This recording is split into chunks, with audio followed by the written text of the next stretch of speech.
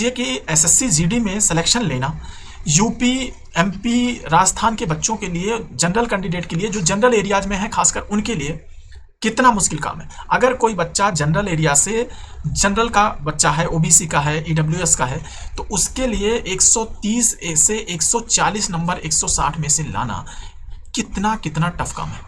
क्या ये तैयारी छोड़ देनी चाहिए? क्या करना चाहिए? अब इसका सोल्यूशन आपको देते हैं। दोस्तों नमस्कार, एसएससी जीडी का रिजल्ट आया है आज। 160 में से आप सोच सकते हैं 160 में से 140 नंबर कट ऑफ जा रहा है यूपी में जो जनरल कैंडिडेट के हैं। आप सोच सकते हैं 140 नंबर लाना कितना कितना टफ होता है। आपसे जरा सा गलती होती है, ऊपर से नेगेटिव मार्किंग भी रहती है, तो इस लेवल पे जाके इतना हाई कंपटीशन, क्या हमें ये एग्जाम के लिए जाना चाहिए या कोई और एग्जाम देख सकते हैं? तो मेरा आपको बताने का, एक बार पहले कट ऑफ बता देते हैं, फिर आपको रास्ता बताते हैं कि आपको करना क्या चाहिए। देखिए, उत्तर प्रदेश का जो बॉर्डर एरियाज हैं, जनरल और बॉर्डर एरियाज, दो तरीके के एरियाज में डिवाइड किया गया है। उत्तर प्रदेश बॉर्डर मतलब जो उत्तर प्रदेश के किनारे किनारे बॉर्डर हैं उनमें। अब इसमें जो जनरल कैंडिडेट हैं, बॉर्डर एरियाज की बात करूं, जनरल कैंडिडेट हैं उनका बॉर्डर एरियाज में 108 कट ऑफ गया है। जो एसटी है उनका 110 गया है, जो एससी है 89 गया है, ओबीसी 105.89 गया है, ईडब्ल्यूएस का 95 गया है और एक्स सर्विसमैन का 48 गया है। ये तो बहुत कम है। लेकिन आप देखिए, जो बॉर्डर एरियाज हैं इनका यूपी में तो थोड़ा ठीक है, लेकिन जो जनरल एरियाज के बच्चे हैं उनका देखिए, जनरल एरियाज के जनरल बच्चों का 139.94 यानी 140 के आसपास, ओबीसी बच्चों का 139.46 यानी 140 नंबर, ईडब्ल्यूएस का 136.85, जो एक्स सर्विसमैन है 32 नंबर। चलो इनके लिए तो बेस्ट अपॉर्चुनिटी है, इनका तो मजा है। लेकिन बाकी बचे हुए एससी का देख लीजिए 133 नंबर, एसटी का 127.99।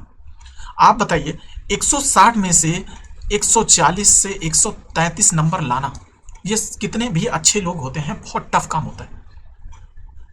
तो इस हिसाब से आपको उत्तर प्रदेश का दिखा दिया। राजस्थान का देखिए, राजस्थान में जो जनरल एरियाज हैं उनके जनरल कैंडिडेट का 138.93 यानी 139 मार्क्स, 160 में से 139 नंबर लाना तो कितना टफ काम है। फिर जो एसटी हैं उनका 132 है, एससी हैं उनका 128 है। अब एसटी कैंडिडेट का मार्क्स देखिए, एससी से ज़्यादा चला गया, एससी से ज़्यादा एसटी का ज़्यादा जा रहा है जनरल एरियाज में।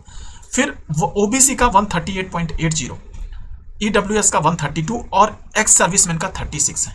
तो जो एक्स सर्विसमैन है, आर्मी से रिटायर वगैरह लोग, उनका इतना कम जा रहा है कि बस वो बैठ जाए एग्जाम में, उनका हो जाएगा। राजस्थान के बॉर्डर एरियाज में 119.58, एसटी का 62 गया, एससी का 103 गया, ओबीसी का 117 गया, ईडब्ल्यूएस का 105 गया और राजस्थान में ईएसएम का 88 गया बॉर्डर एरियाज में। तो बॉर्डर एरियाज में एक्स सर्विसमैन का काफ़ी ज़्यादा गया, जबकि जो जनरल एरियाज हैं वहाँ पे काफ़ी कम गया है। अब एमपी का देखते हैं, नक्सल एरियाज में 101 गया, एसटी का 93, एससी का 79 यानी 80 मान लो, ओबीसी का 108, ईडब्ल्यूएस का 60 और एक्स सर्विसमैन का 64। एमपी में जो जनरल एरियाज हैं उनका 133। अब सोचिए आप कि 133/160, उसके बाद में एसटी का 109, एससी का 125, ओबीसी का 135। अब यहाँ पे देखिए, ओबीसी का 135.3 गया यानी जनरल एरियाज में ओबीसी जनरल को भी आगे चला गया। ईडब्ल्यूएस का 126 और उसके अलावा एक्स सर्विसमैन का 32 नंबर। अब एक्स सर्विसमैन के लिए गजब की अपॉर्चुनिटी है एसएससी जीडी में, ठीक है। एसएससी जीडी में एक्स सर्विसमैन जो भी हैं वो जरूर अप्लाई करें। अब आपको हम जो असली मुद्दा है वहां पे बताते हैं कि करना क्या चाहिए।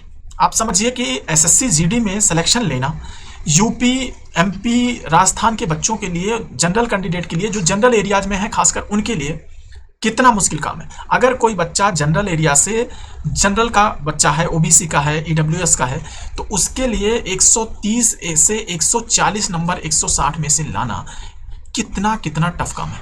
क्या ये तैयारी छोड़ देनी चाहिए? क्या करना चाहिए? अब इसका सोल्यूशन आपको देते हैं। देखो दोस्तों, ये एक मौका होता है जब आप अच्छी तैयारी करके एग्जाम में बैठिए, ठीक है।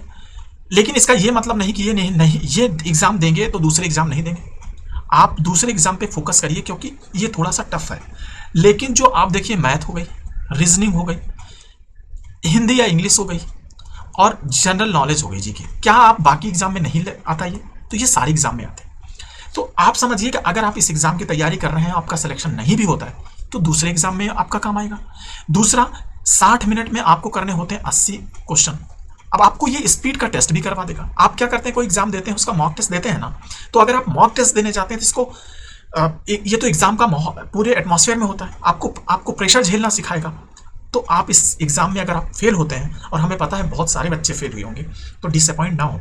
इस एग्जाम को ऐसा लें कि हम दूसरे एग्जाम में क्वालिफाई कर लेंगे, लेकिन इस एग्जाम से हम एक्सपीरियंस गेन करेंगे, हम और मेहनत करेंगे, हम डिसअपॉइंट इस एग्जाम के थ्रू नहीं होंगे। तो आपको इस एग्जाम के लिए डिसअपॉइंट नहीं होना है। हमें पता है ये 10th क्लास तक के बच्चों के लिए आता है, लेकिन हमें ये भी पता है कि आप सभी लोग 10th करने के बाद 12th कर लेंगे, बाकी आगे बढ़ेंगे, तो बहुत सारी और वैकेंसी आती हैं जिनमें सेम सब्जेक्ट आता है। तो आप लोग डिसअपॉइंट होने की जगह आप अपने आप को मोटिवेट करिए, अपने मार्क्स देख लीजिए। अगर आपके मार्क्स अच्छे आ रहे हैं, मान लो आपने कट ऑफ नहीं क्लियर किया, तो आपके लिए मोटिवेशन है कि आप दूसरे एग्जाम निकाल लेंगे। एसएससी जीडी इस केस में थोड़ा सा टफ पड़ जाता है। आप मेहनत करिए, कट ऑफ नहीं निकलता कोई बात नहीं, बस मैं इतना कहना चाहूँगा, डिसअपॉइंटमेंट बिल्कुल नहीं आना, हार नहीं मानूंगा, रार नहीं ठारूंगा। थैंक यू दोस्तों।